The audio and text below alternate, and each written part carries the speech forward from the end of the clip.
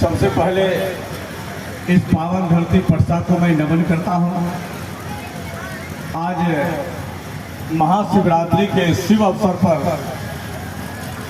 इस मंच पे मिथिला के विभूति श्री बैजनाथ चौधरी जी उपस्थित होकर के देवों के देव महादेव माता पारे हैं, इनके साथ चल के आए मिथिला तो सभी विभूतियों को मैं अभिनंदन करता हूँ, स्वागत करता हूँ कि आप हमारे पटसा की धरती पे आके समस्त पटसावासी ही नहीं हम सबों को आपने जो मनोबल को बढ़ाया है, मैं आपको पूरा अभिनंदन करता हूँ। और इस संस्था को चलाने वाले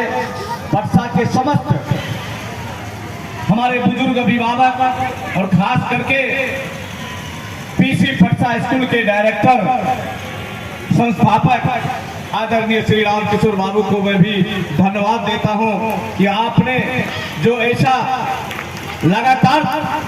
कई वर्षों से यह कार्यक्रम किए हैं। यह पटसा तो पहले भी था, यहाँ पहले भी ज्ञानी थे, शिक्षाविद थे, लेकिन महादेव का कृपा हुआ कि आज साक्षात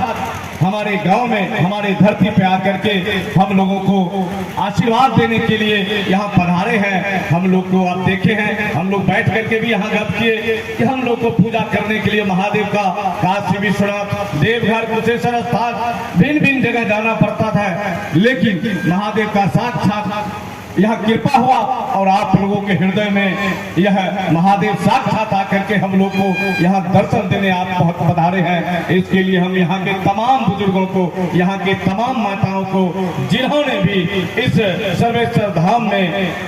अपनी